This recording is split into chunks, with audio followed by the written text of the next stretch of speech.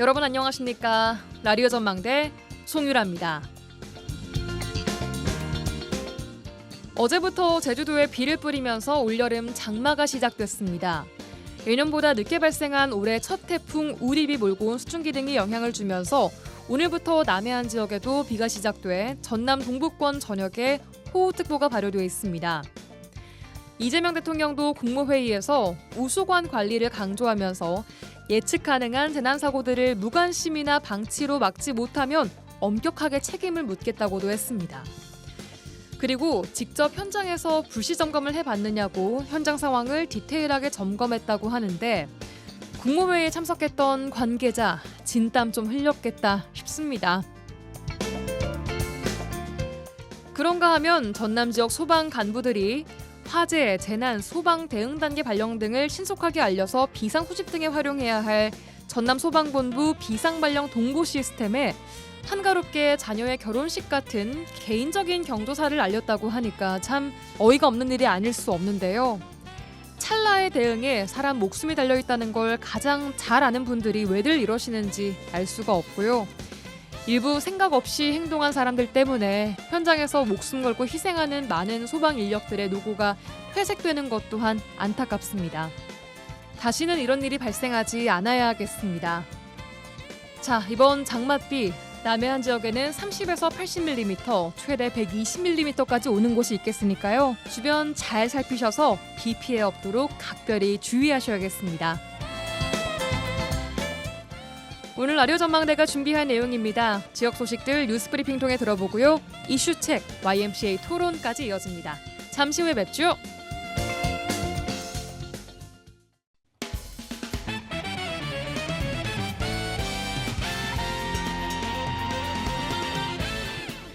라디오 전망대 6월 13일 금요일 순서 출발합니다. 지역 뉴스부터 정리해보죠. 뉴스브리핑 GBS 뉴스의 차범준 편집국장과 함께하겠습니다. 나와 계신가요? 네, 안녕하세요. 예, 안녕하세요. 자, 오늘 지역 소식은 광양부터 가보겠습니다. 2년 전 금속노조 지도부가 광양제철소 앞에서 막루에서 시위를 진행했다가 체포돼 재판을 받고 있는데 검찰이 징역형을 구형했네요. 네, 지난 2023년 5월 이 포스코 광양제철소 하청 노동자들의 권익 보장을 요구하며 이 도로에 철제 막루를 세우고 이 불법 점거 농성을 한 혐의로 기소된 한국노총 금속노동연맹조합 지도부에 대해 검찰이 징역형을 구형했습니다. 예.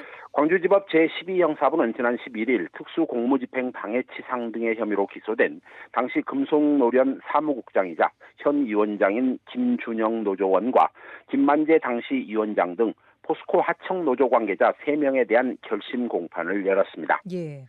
검찰은 사건 당시 금속노련 사무처장이었던 김준영 위원장에 대해 고공농성을 주도하고 위험한 물건을 이용해 적법한 공무집행을 방해했다며 징역 4년을 구형했고 김만재 당시 금속노련 위원장에 대해서는 에어매터 설치를 방해하고 동종 전과가 있었다며 징역 2년을 구형했습니다. 예. 또한 검찰은 해당 시위와 관련해 하청노조 관계자 3명에 대해서 징역 1년 또는 벌금 500만 원을 구형했는데 이들은 지난 2023년 5월 31일 오전에 광양제철소 앞 왕복 6차선 도로에 7m 높이의 철제 막루를 설치해 불법 농성을 벌인 혐의와 함께 진압경찰관에게 쇠파이프를 휘둘러 다치게 한 혐의로 기소된 바 있습니다. 예, 그러니까 정리를 하자면 마지막 결심 공판에서 검찰이 피고인들에게 이러이러한 이유로 징역형을 선고해달라고 재판부에 요청을 했고 아직 판사의 최종 판결은 나오지 않은 상황입니다. 자, 이런 검찰의 요구에 아무래도 노조 측은 좀 과한 구형이다 이런 입장이겠죠. 네, 검찰의 시정 구형에 대해 노조와 변호인 측은 당시 경찰력이 투입 전까지는 현장 질서가 유지되고 있었고 교통에 대한 통행 방해도 없었다며 경찰이 공무 집행이었다고 하지만 경찰이 노조원들에게 미란다 원칙을 고지했는지의 여부도 객관적 사실인지 입증할 수 없다는 입장입니다. 예. 또한 노조 측은 당시 경찰력 투입이 과다하고 폭력적인 체포 과정이었고 체포 과정에서 경찰관이 입은 상해 역시 노조 관계자들의 폭행 때문인지 무리한 진압 작전 탓인지 인과관계가 모호하다 이렇게 주장했습니다. 예. 노조 측은 이 법원 최후 변론을 통해 해당 사건은 반대 세력에 대한 합의보다는 이 공권력을 투입해 말살하려던 전 정권의 폭력성이 드러난 사건이라며 법이 허용하는 최대한의 관대한 판결을 내려달라고 호소했습니다. 예. 이 국가인권위원회는 해당 사건과 관련해 지난해 이 경찰이 적법 절차를 어겨 과도한 물리력을 사용해 현행범을 체포하고 신체 자유를 침해했다고 판단해 해당 경찰서장에게 유사한 인권 침해 사례가 발생하지 않도록 수사관 대상 직무교육 실시를 권고한 바 있습니다. 예. 해당 재판 지난 2023년 7월에 1심이 시작됐는데요. 네. 오는 8월 13일 재판부에 결론이 나올 것으로 보입니다. 예, 알겠습니다. 다음은 전남도 소식입니다. 전남 국립의대 설립을 위한 용역 추진 예비비 집행이 부적절하게 이루어졌다 이렇게 좀 지적이 나오고 있네요. 네, 전남도가 전남국립의대 설립에 나서고 있는 가운데 이 관련 용역 추진 과정에서 예비비 집행에서 소통까지가 부적절하게 추진됐다 이런 지적이 나왔습니다. 예.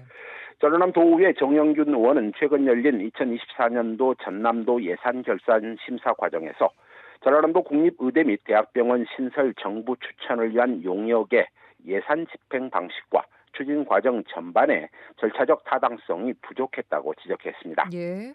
전남도의회 순천지역구 정영균 의원은 지난해 7월 전남도가 총 9억 5,800만 원 규모의 관련 연구 용역을 추진하는 과정에서 이 결산 시점까지도 결산 보고서에 대한 의회 보고나 공유가 이루어지지 않았고 과업 지시서 내용이 부합하는지도 명확하지 않다 이렇게 지적했습니다. 예, 연구 용역에 거의 10억 원 가까이가 들어갔습니다. 네, 이런 주장에 대한 전남도 관계 부서의 입장도 나왔나요? 네, 전남도의회 정영균 의원은 정부 발표 이후 추경을 통해 예산 확보가 가능했음에도 불구하고 긴급성과 불가피성을 요건으로 하는 예비비로 용역비를 집행한 것은 타당성에 문제가 있다고 지적했습니다. 또한 정 의원은 예비비는 제한적이고 엄격한 기준에 따라서 집행이 돼야 하고 사용 사유와 또 절차에 대한 철저한 검토가 반드시 수반돼야 한다고 강조했습니다. 예. 도의회 예산 결산 과정에서 부적절한 용역비 지출에 대한 비난이 나오자 당시 용역을 진행한 전라남도 인재육성교육국장은 용역 추진 과정에서 의회와의 소통이 미흡했던 점을 인정한다며 앞으로는 보다 투명하고 체계적인 협의를 통해 의회의 신뢰를 얻을 수 있도록 개선하겠다 이렇게 답변했다고 합니다. 예, 알겠습니다. 오늘 마지막 소식은 순천 소식 좀 들어볼까요? 네, 순천시의회가 관내 임대아파트의 분양 전환 과정에서 순천시나 관계기관이 나서서 시민들의 재산권 보호에 나서야 한다고 촉구했습니다. 예. 순천시의회 본회의 의원 자유 발언에서 이 관내 임대아파트의 분양 전환에 대해 순천시와 관계기관이 더욱 적극적이고 실질적인 대책 마련에 나서달라는 주문인데요. 예. 순천시의회 김미연 의원은 관내 여러 곳의 임대아파트 분양 과정에서 분양가 산정의 불투명성이나 임대사업자의 책임 회피 등이 대두되고 있다고 지적했습니다. 예. 해당 의원은 순천시 관내 특정 임대아파트에서 입주민이 분양 전환을 위한 잔금 전액을 납부했는데도 불구하고 임대사업자가 주택도시기금을 상환하지 않아 근저당이 말소되지 못했고 실질적인 소유권 이전이나 매매가 불가능한 사례까지 다수 발생하고 있다고 주장했습니다. 예, 이렇게 임대아파트 분양 과정에서 발생하는 입주민들의 피해 이런 거 막기 위해서 행정기관이 좀 취할 수 있는 조치는 어떤 것들이 거론되고 있습니까?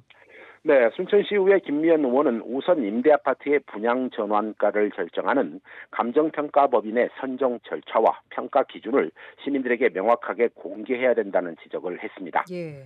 또한 임대사업자가 설정한 근저당권이 말소되지 못해 피해를 입은 시민들을 위해서는 네. 시가 나서서 법률 상담이나 권리 구제 절차 안내 등 행정적인 지원 체계의 확대가 시급하다는 입장입니다. 예. 특히 행정기관이 임대주택 분양 전환 관련 제도의 사각지대를 점검하고 유사한 피해가 반복되지 않도록 제도 개선이나 관리 감독을 강화할 필요가 있고 시민들의 재산권을 지키고 안정된 주거 환경을 마련하기 위해 이제는 지자체가 직접 나서야 한다고 촉구했습니다. 예. 알겠습니다. 여기까지 듣겠습니다. 뉴스 브리핑 GBS 뉴스의 차범준 편집국장과 함께했습니다. 고맙습니다. 네, 고맙습니다.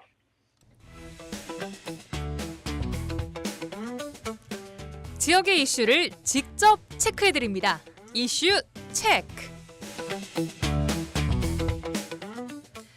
네, 이슈 체커 이미지 리포터와 함께하겠습니다. 안녕하세요. 네, 안녕하십니까?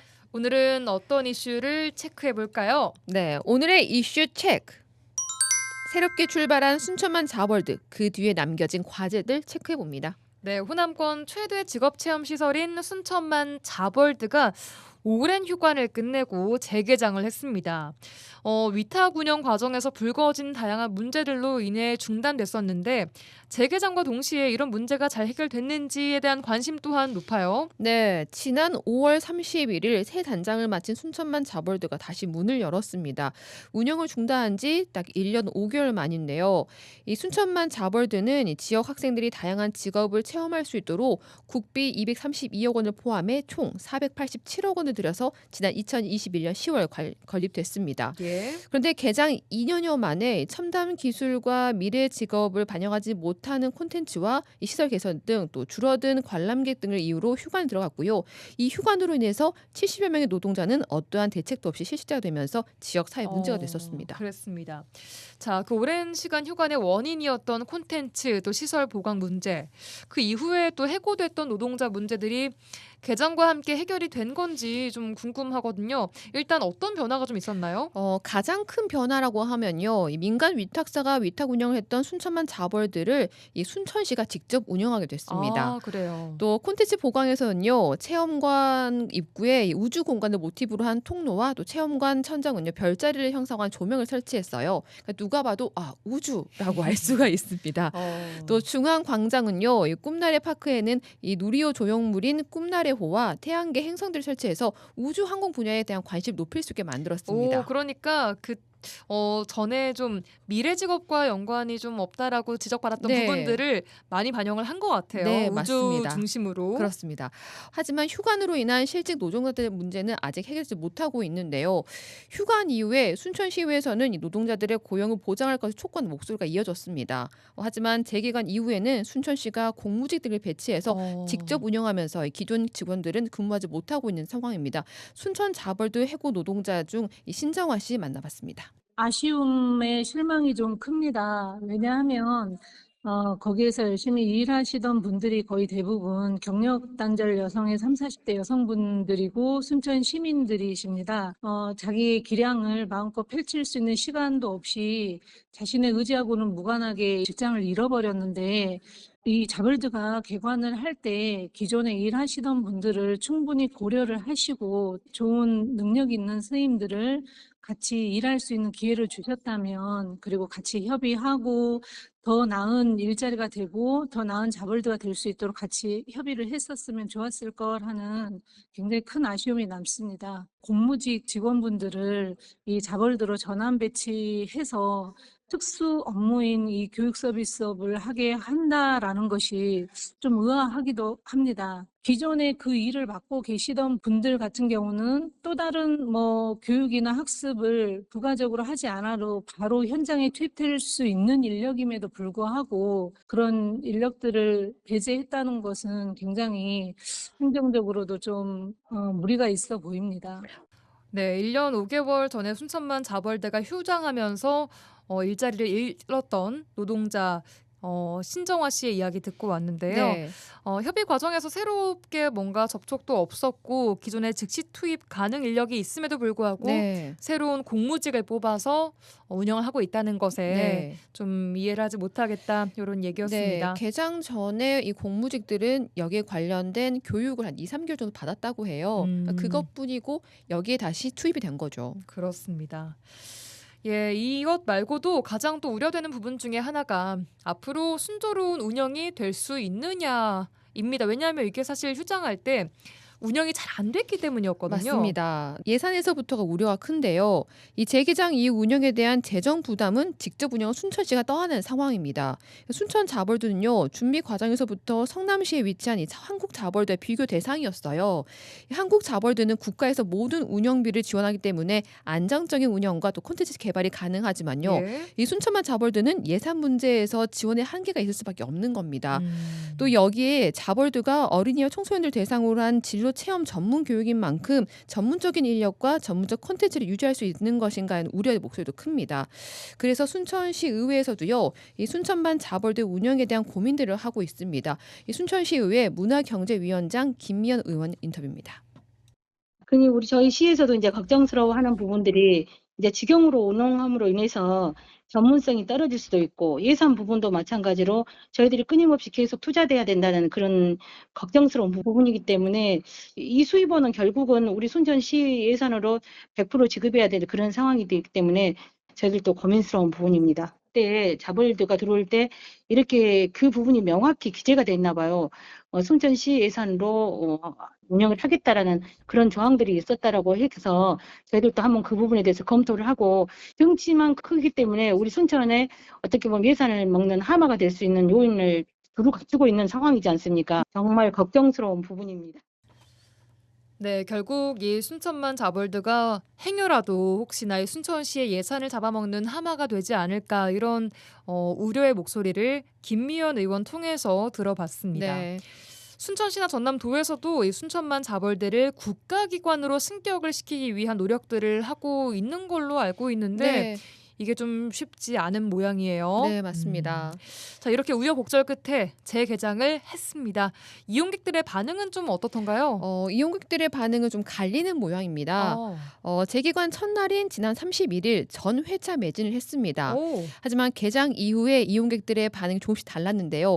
우선 새롭게 단장되면서 깨끗하고 어린이가 이용할 수 있도록 모든 시설이 설계돼 편리하다라는 의견이 있습니다. 오, 예. 하지만요, 이전보다 체험 프로그램의 만족도가 낮고 다른 지역의 직업 체험 시설보다 가격 대비 프로그램이 많지 않았다는 지적이 있었습니다.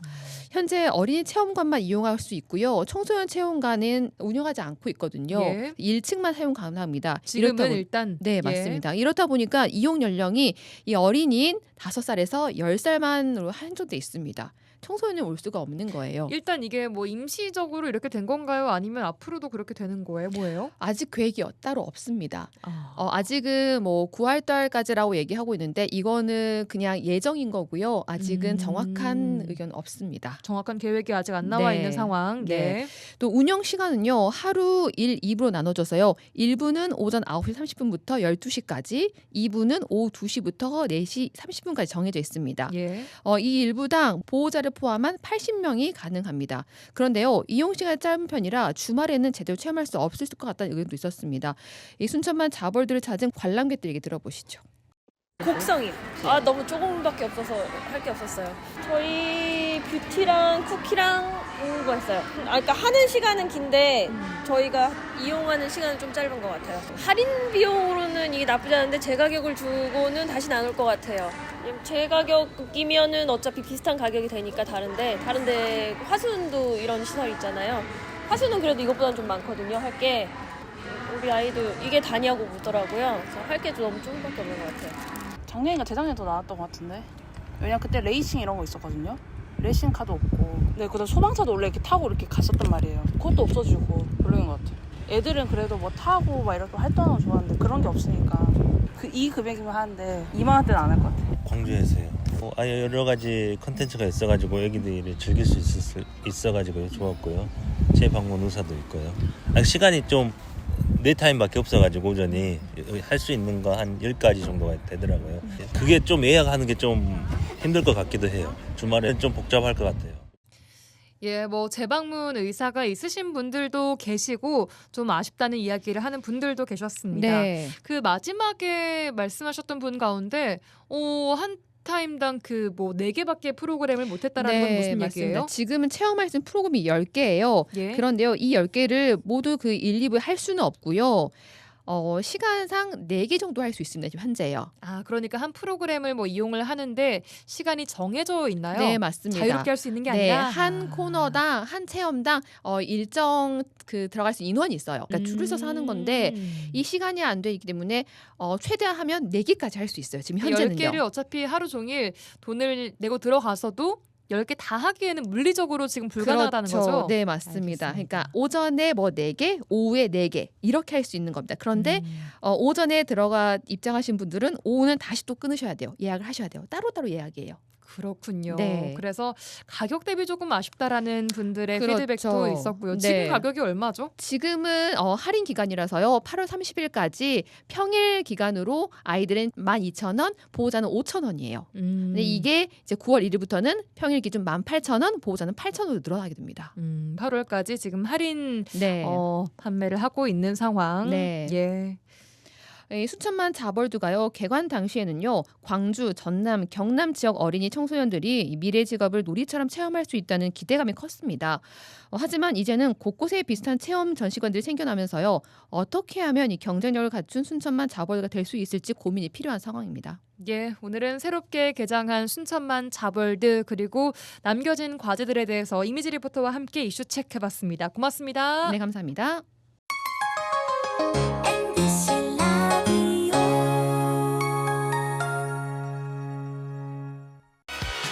Young man, there's no need to feel down. I said, young man, stay at the YMCA.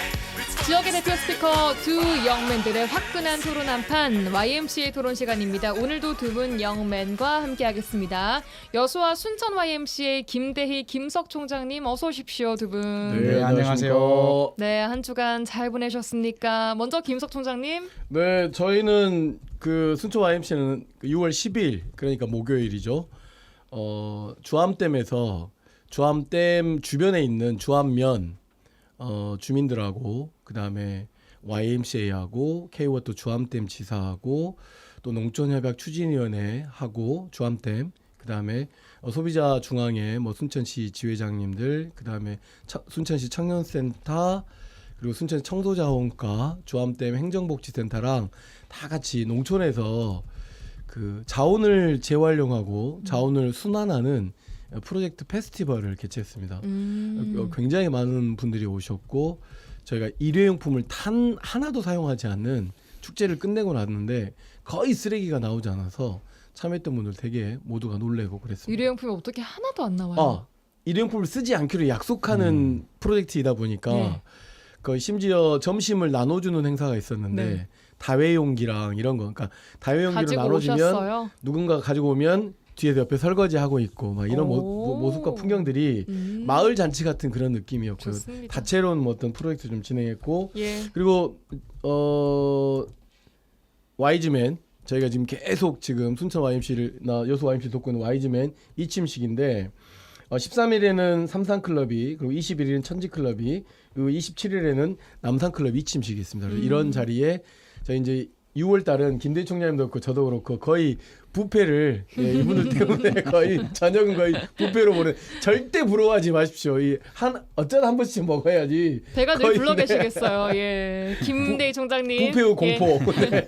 네, 뭐 이번 주 한 주는 6월 민주항쟁이 여수에서도 여러 가지 일어나서 기념식이나 행사에 바빴고요. 특히 이제 정부가 바뀌니까 새로운 국민주권 정부가 들었으니까 안전 문제에 대해서 정부 부처마다 관심이 좀 더 강해되고 있어요. 그래서 특히 우리 지역은 그 화학사고 문제가 굉장히 좀 중요한데요. 화학사고와 관련되어서 기업이나 시민사회 또 정부가 함께 모여서 화학사고와 관련된 즉시 신고 문제라든가 또 최근에는 여수 산단 육상에서 기인된 화학 물질이 바다로 노출되었을 때 이걸 예. 어떻게 합동 방지할 것인지는 기관마다 정부 부처마다 다 느낌이 달라서 통합 합동으로 좀 해보자는 내용도 뭐 언론에 나왔잖아요. 이런 문제들을 가지고 NGO도 좀 관심이 많습니다. 그래서 예. 같이 논의하고 협의하는 그런 시간들이 좀 이번 주에 몇 번 있었는데 상당히 안전 문제가 중요하게 제기되는구나 하는 걸 느껴볼 수 있습니다. 예, 또 한 주간 6월에 둘째 주인가요? 첫째 주, 둘째 주 잘 보내고 오신 것 같습니다. 자, 본격적으로 주제 토크 들어가기 전에 그거 뭐예요? 김석 총장님? 제가 대금을 가져왔습니다. 대금을 연주하시는 건 알았는데 저희가 네. 한 번도 뭐 늘 한번 해주세요 했는데 제가 오늘 그 스튜디오에 갖고 오신 계기는 제막식에 원래 연주하기로 했는데 시간이 너무 길어서 못한 것을 그럼 짧게 여기서 짧게 한 한번 번만 해보겠습니다. 일단 오프닝 곡처럼 해봐도 되겠습니까? 예, 네. 좋습니다.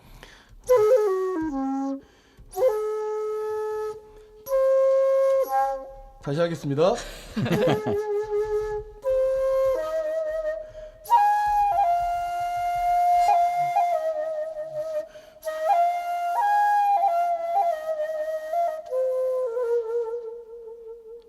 여기까지 하겠습니다. 우와. 소쩍새 맞아요? 아닙니다. 오빠 생각 듬뿍듬뿍. 소쩍 듬뿍새. 예. 네네, 듬뿍새로. 와, 수준급이신데요, 정말. 아닙니다. 자, 오늘 이 이야기 잠시 후에 또 해보겠습니다. 먼저 1987년 6월 항쟁 이야기를 오늘 좀 해볼 텐데요. 이 6월 항쟁은 전두환 독재 정권으로부터 피 흘려서 이 땅의 민주주의를 지켜낸 일이죠. 이 항쟁의 정신은 역사를 타고 흘러서 작년 말 빛의 혁명으로 또 다시 만난 세계로 광장의 민주주의를 다시 한번 지켜냈습니다. 60 민주항쟁 올해로 38주년을 맞이했는데요. 6월 항쟁의 정신에 대해서 오늘 두 분과 더 특별하게 이야기를 한번 나눠볼까 합니다. 먼저 오늘 순천 YMCA에서 특별한 행사가 좀 있었다고 방금 말씀하신 제막식 요 연주를 원래 할 뻔했는데 시간이 없어서 못했다고 네, 하신 그렇습니다. 예. 네. 그 얘기 좀 해주실까요? 네, 일단 오늘 그 6월 항쟁 38주년을 기념하는 그 행사를 하는데 예. 그 사단법인 광주 전남 6월 항쟁, 그다음에 6월 순천 6월 항쟁 동지회가 3년 전부터 이 지역에 의미 있는 민주항쟁의 장소에다가 표지석을 세우고 있습니다. 처음은 순천 노회, 그러니까 기독교 청년회를 좀 기념하기 위해서 노회에 세워졌고, 예. 작년에 YWCA 건물 앞에 세워지고, 이제 올해 이제 순천 YMCA에 세워지게 되는데, 예.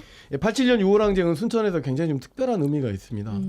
일단 뭐 옆에 계시는 1987년도에 대학교 순천대학교 1학년 했던 김대희 선배님이 계시기 때문에 87년도 순천대학교에서 대학생들이 모여서 축구 골대를 밀고 나오면서 정경들과 경찰들을 밀고 그 시내로 가도 행진을 했던 것이 기폭제가 됩니다. 그런 가운데서 상상도 못하실 텐데 그때 순천 인구가 대략 한 12만 13만 이랬거든요. 예. 네, 6월 26일 날 아마 전국적으로는 거의 전국적으로도 6월 26일이 가장 그 국민들이 거리로 많이 나온 날인데 순천에 무려 그 순천시청 앞에 그 거리를 가득 메우고 시민들이 거의 5만 명 가까이가 모였습니다. 와, 어마어마한 거죠. 사실상 시민 항쟁이었다고 보는 게 맞죠. 예. 많은 분들께서 울분이 터졌다라고 하는데 여러 가지 이유가 있습니다. 1948년 여순 11구 사건을 겪으면서 순천 지역 같은 경우는 거의 그야말로 정말 허무주의에 빠져 있었던 상황인데 민주주의를 이야기하고 군부 독재를 타도하는 것에 드디어 빛과 희망이 있다라고 하는 것이 거리로 쏟아졌던 그 날을 기억하고 그 6월 항쟁을 기억하는데, 그럼 왜 순천 YMC에다 표지석을 세웠냐? 예, 세우신 당시 의미는 뭐예요? 당시 순천 YMC가 그러려고 그런 건 아닌데 예. 자연스럽게 순천 YMC가 이 시민 항쟁의 본부가 돼버렸습니다.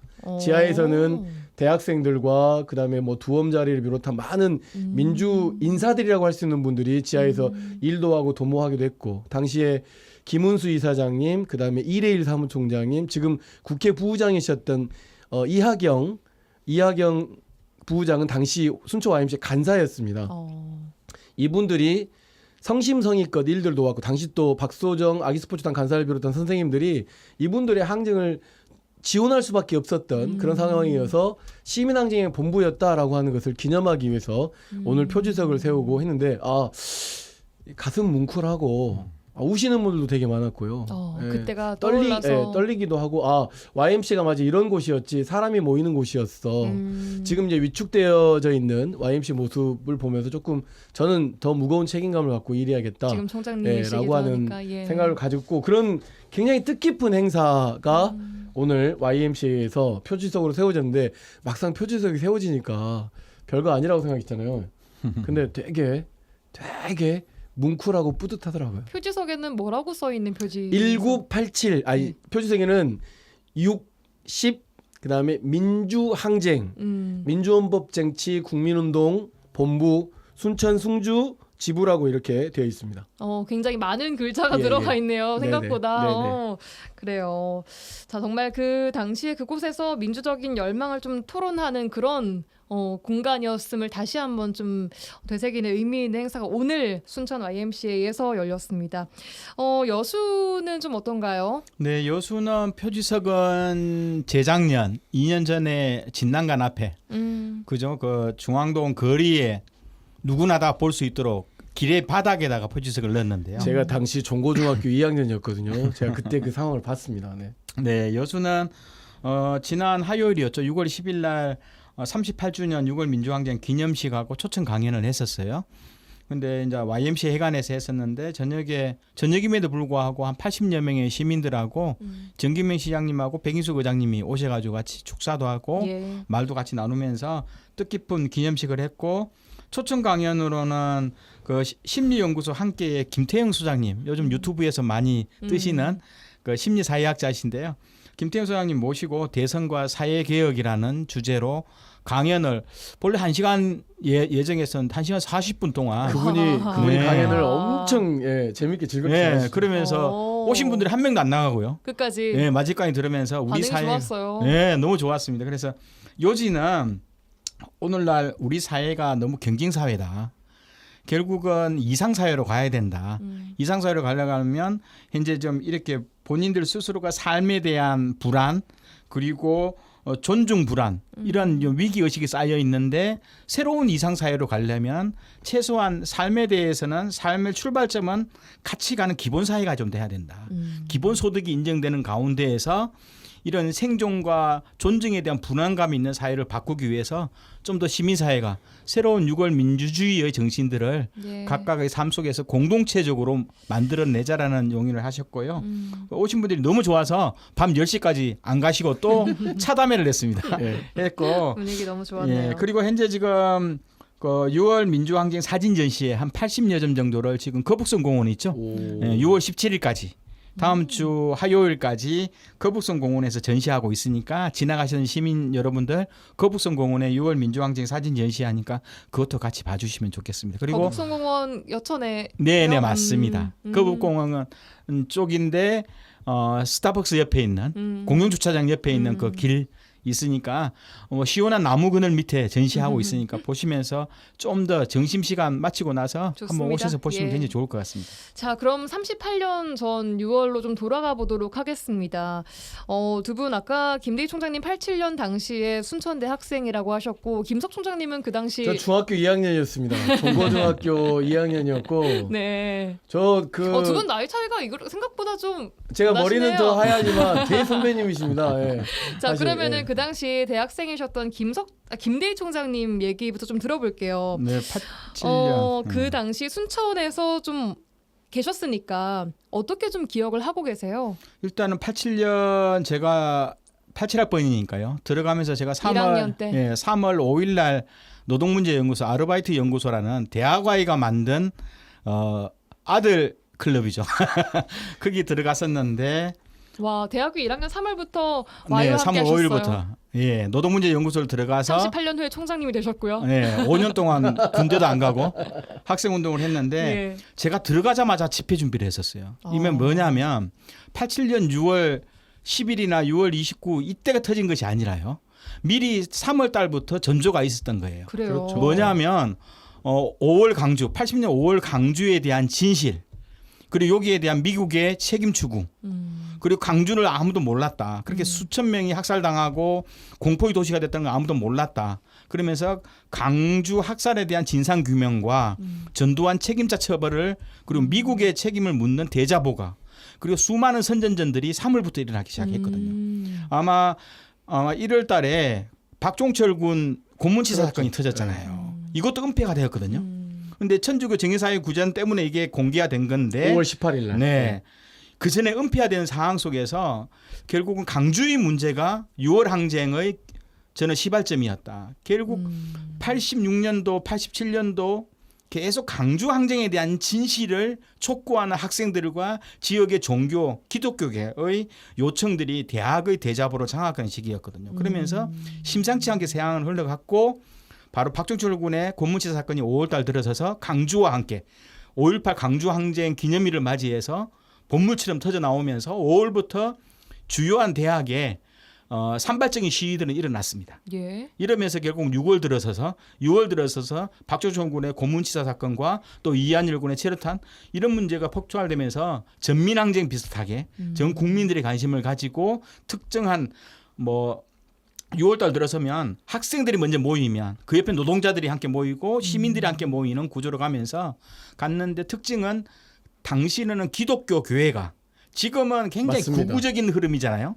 당시 기독교 교회가 특히 굉장히 진보적이었습니다. 청년회가 청년 회원들, 교회 목사님들, 음. 장로님들 뭐 대부분 안 그렇지만 3분의 1 정도 교회에는 예. 작은 교회일수록 강주의 진실, 음. 박종춘 고문치사에 대한 군사 정권의 책임자 처벌을 교계가 스스로 주장하고 요게 신도들이 모이고 대학생들이 모이고 뜻있는 지식인들이 모이면서 6월 항쟁은 촉발되었다고 봐야 되는 거죠. 그래요. 그때 그럼 당시에 광장으로 네. 나가신 거예요? 그러면서 순천대는 6월 들어서서 특히 이제 6월 10일은 아니었거든요. 전국적으로는 6월 10일이었지만 서울은 여기는 한 10일 정도 늦었어요. 한 일주일. 6월 18일부터라고 봅니다. 네네 그렇게 봐야 됩니다. 6월 18일 날 선배님 잘 기억 못 하시는 것 같은데 순천대학교 대학생들이 골대를 밀고 나옵니다. 6월 19일이죠. 그리고 순천 의료원까지 밀고 나와요. 정결들이 지키고 있으니까 그걸 보아. 그리고 그것을 본 시민들이 너무 놀란 거죠. 학생들이 그런 정의로운 활동에. 그러면서 18일부터 매일매일 집회가 열립니다. 그러다가 이제 이 과정에서 어마어마한 학생들과 시민들이 경찰에 연행이 됩니다. 이런 것들이 또 기폭제가 됐고 되게 중요했던 타이밍이 언제냐면 6월 20일 날 제4차 범시민 골기대회가 있었고 예. 그리고 이제 6월 26일 날 이날이 거의 그야말로 절정인데 3시 20분 무렵이에요.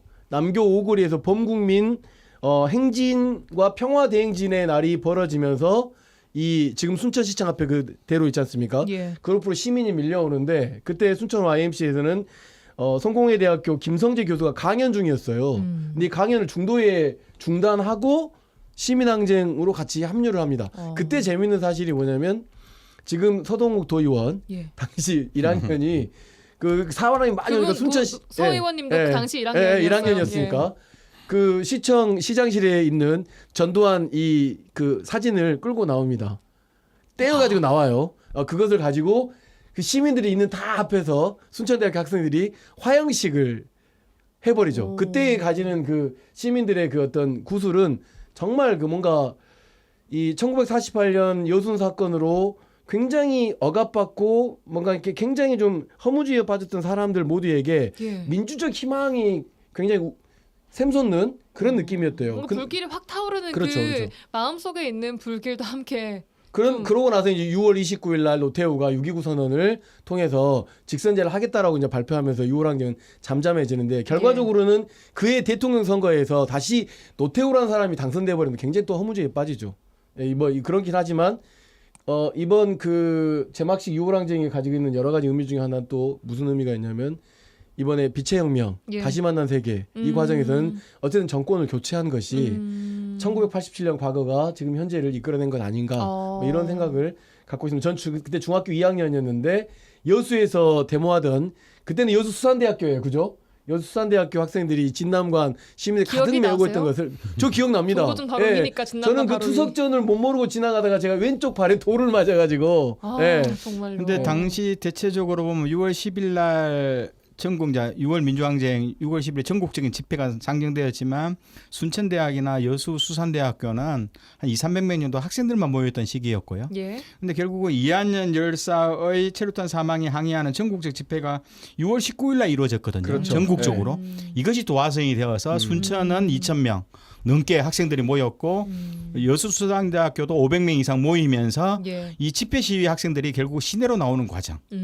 이러면서 6월 26일 순천 같은 경우는 한 5만 명 정도가 모였는데 당시 순천 시민이 12만 명이었어요. 그러니까 아까 말씀하신 네, 것처럼 대부분 모였고 여수도 이때쯤 6월 25일 전후로 해서 여수도 5만 명이 모였거든요. 그러면서 결국은 도심에서는 민정 당사 그리고 파출소, 시청 관공서들이 대체적으로 이 학생과 분노한 시민들에 의해서 점거되고 하는 그런 상황들이 벌어지고 순천은 KBS 방송국 전체가 유리창이 깨지는 그런 사고도 벌어지는 거죠. 그래요, 80년 예. 5.18 때 광주 MBC가 시민들에 의해서 불태워지잖아요. 왜 언론이 제 역할을 못하는 예. 것이 있기 때문에 그 1987년에 KBS도 마찬가지입니다. 순천 순천에서 KBS가 공교롭게 순천대학교 앞에 있잖아요. 근데 이제 거기서 중요한 건 그렇죠. 언론의 자유를 과연 그 언론인들이 얻었다기보다는 시민들의 항쟁을 통해서 얻은 건데 최근에 그런 일들이 좀 있어요. 언론인들이 언론인의 자유를 본인들이 쟁취한 것처럼 막 그렇게 하는데 그건 아닙니다. 이 시민들의 항쟁과 민주적 이게 있었기 때문이기 때문에 그 올라탄 것에 대한 언론에 대한 자유를 만끽하시되 시민을 위한 여수 MBC 때 이야기하는 건 아니고 뭐 저희도 예, 뭐 언론인들에게 언론이니까요. 좀 예, 부탁을 듣겠습니다. 드려요. 네. 그래도 이제 문제는 순천이든 여수든 이 당시 87년 6월 항쟁의 주요한 구호가 직선제였거든요. 맞아요. 그 호원 철폐, 간선제였던 대의원들이 뽑았던 대통령을 뽑았던 이 호원을 철폐하고 직선제로 헌법을 쟁취하자, 민주헌법을 쟁취하자, 그리고 반국가적인 반민주적인 군사정부를 타도하자 이런 예. 요구였는데 우리가 그러면 지금은 대통령을 그치 다 누구나 뽑았잖아요. 예. 뽑았는데 이게 옛날부터 우리한테 떨어진 것이 아니었다는 그렇죠. 거죠. 38년 그때 전에는 그 민주항쟁을 통해서 네. 1987년부터 부터 가능했던 네. 건데 그 전에는 체육관에서 수천 명 모여서 그냥 자기들끼리 대통령 뽑았던 시기였다. 그래서 그만큼 의미가 있다. 예. 굉장히 민주주의 역사에서 87년 6월 항쟁은 잊을 수 없는 귀중한 변환점, 변곡점이 되었던 항쟁이었죠. 87학번. 우리가 또 한 번 또 87년 6월 항쟁을 기억해야 하는 이유이기도 한 것 같습니다. 아까 김석 총장님이 말씀을 잠깐 해주셨는데 그때 그 6월 항쟁이 작년 빛의 혁명으로 민주주의, 그 광장 민주주의로 발전하기까지의 그 흐름이 이어져 오고 있다라고 말씀 주셨습니다. 네, 맞습니다. 1987년에 6월 민주항쟁이 있고 나서 직선제도 있었고 그다음에 헌법도 개정이 됐죠. 지금의 헌법이 그때 개정된 헌법입니다. 그렇기 때문에 그 헌법대로 그 헌법에서 중요한 것은 계엄을 못하게 하는 거였는데 이번에 비상계엄이 일어났잖아요. 이것 과정에서 2025년 빛의 혁명은 1980년 민주항쟁을 완성한 것이 아니겠는가라고 조심스럽게 그렇게 저는 좀 전망하고 싶습니다. 예. 87 김대희 총장님 짧게 한번 어떤 네. 흐름이 이어져 오고 있었는지 어떤 게 생각하시는지 한번 좀 들어볼까요? 네, 우리 역사에서 1894년 동아농민혁명 그리고 1919년 3.1혁명 뭐 4.19 혁명, 5.18, 6월 민주항쟁 역사를 보면 유일하게 제가 보기에는 당시로는 성공했던 혁명은 6월 민주항쟁이었거든요. 나머지는 다 진압과 토벌과 실패의 역사가 2년에서 10년씩 지속되었던 영역인데 87년 6월 항쟁은 제도나 민주주의적 제도나 정치가 실제로 바뀌었던 사회 민주주의가 좀 일어났던 시기. 그리고 87년 6월 항쟁을 통해서 바로 그 다음에 언론 민주화 운동, 여수 MBC 노동조합 운동에서 중요한 88년, 89년 그리고 여수 산단 노동자 대투쟁, 수많은 노동조합이 89년부터 만들어졌고요. 정교조의 합법화. 그러면서 우리 사회의 모든 민주주의와 노동 인권의 문제 이런 가치들이 87년 6월 항쟁의 성공을 통해서 사회 대변화의 개혁이 일어났던 어떻게 보면 우리 사회 민주주의 운동의 5.18이 물론 5.18이 그 역할을 했지만 87년 6월 항쟁은 바로 마중물의 역할을 직접 뿜어내는 역할을 했던 그런 민주항쟁이라고 보는 거죠. 직접 또 겪으셨다 보니까 더 생생하게 살아있는 그 이야기를 들을 수 있는 얼른 시간인 것 같습니다. 오늘 하시잖아요. 그러게 말이에요. 자 그럼 우리가 기억해야 하는 6월 항쟁 정신이란 뭘까요? 지금 세대가 잘 모르니까 겪어보지 않았기 때문에 정확히 뭔가 짧게 정의를 한다면은 6월 항쟁 정신이란? 저는 다시 민주주의를 생각하고 더 큰 민주주의를 위해서 모든 국민들이 민주주의라고 하는 것을 잘 다루고 이 민주성을 회복하기 위한 노력들이 필요한 것이다 라고 하는 것을 확인시켜주는 날이라고 생각하고 한 가지만 더 말씀드리면 잘 이해가 안 되시는 분들은 1987이라는 영화를 꼭 보시기 바랍니다. 거기에 잘 담겨 있으니까요. 그렇다면 김석 총장님 앞으로 뭐 교육계나 시민사회에서 해야 할 일은 뭐라고 생각하세요? 저희는 이런 1987부터 2025 빛의 혁명의 세대가 만날 수 있는 공간을 만들어야 된다고 생각합니다. 그래서 여수 IMC나 순천 IMC에 이런 어떤 그 시민혁명, 시민항쟁, 시민운동의 공간을 만들어서 누구에게 특별하게 교육을 하자는 게 아니라 기억하고 함께 나눌 수 있는 공간들을 만들어야 될 것 같아요. 그래서 순천 IMC 1층이 지금 현재 비어 있는데 그 공간을 시민사회 복지회관으로 만들고 그런 기억의 공간으로 만들기 위해서 저희 오늘 김영대 이사님께서 말씀하셨으니 저희가 조만간 시민사회와 협력해가지고 그 공간을 그렇게 만들어서 시민들에게 1987 민주항쟁이 좀 숨쉬고 2025 빛의 혁명과 다시 만난 세계가 좀 이렇게 넘나들 수 있도록 그런 공간을 만들도록 노력하겠습니다. 예, 좋습니다. 김대희 총장님, 우리가 네네. 기억해야 할 6월 항쟁 정신은 뭐라고 정의하시겠어요? 그동안 주권자가 국민이잖아요. 내 스스로가 국민이고 주권자인데 내가 세상의 주인, 국가의 주인이란 몰랐다. 근데 결국은 내가 세상을 다 바꿀 수 있는 하느님이자 신일 수 있다. 바로 주권자가 그럴 수 있거든요. 그 사회가 가지고 있는 모든 제도와 모든 정치적 권력과 경제적 부와 삶의 질을 이 주권자가 바꿀 수 있는 거거든요. 그래서 주권자는 마법의 지팡이 역할을 할 수 있었는데 그동안에 그러한 힘을 몰랐다. 그러면서 항상 나의 주권자가 이 세상에 최고로 중요하다는 것을 인식했던 6월 민주항쟁. 그게 시민들이다. 네, 시민들인 거고 그리고 결국 우리 사회에 지금 수많은 어려움이 많잖아요. 경제적 문제, 사회적 문제, 교육적 문제 많지만 어떻게 나가야 될까요? 이 시민들이 결국은 함께 공동체 이건 집단이 만들었던 민주주의는 집단이 만들어서 변화시키는 거거든요. 함께 공동체의 문제로 풀어나가고 공동체의 지향과 가치를 이상사회라고 봤을 때 이 민주적 가치들을 함께 집단의 힘으로 만들고 풀어나갈 때만이 성공할 수 있거든요. 그래서 6월 민주항쟁은 이 주권자가 개인의 힘이 아니라 집단의 힘으로 풀 수 있다는 것을 느꼈던 중요한 그런 가치들을 우리에게 가르쳐 준 거죠. 예, 또 6월을 맞이해서 60 민주항쟁 주간을 맞이해서 우리가 한 번씩 더 기억을 해야 하는 의미 있는 60 항쟁에 대해서 오늘 두 분과 함께 조금 더 생생하고 특별하게 이야기를 나눠본 것 같습니다. 앞으로도 각 시민단체에서 이런 교육이나 또 지금 세대가 알 수 없는 이런 이야기들을 많이 또 교육해 주시고 하는 것도 두 분의 몫도 중요하다고 저는 생각을 합니다. 예, 앞으로도 힘써주시고요. 여기까지 들어야 될 것 같습니다. 자, 오늘도 두 YMCA 총장님, 여수와 순천 YMCA 김대희, 김석 총장과 함께했습니다. 두 분 고맙습니다. 네, 감사합니다.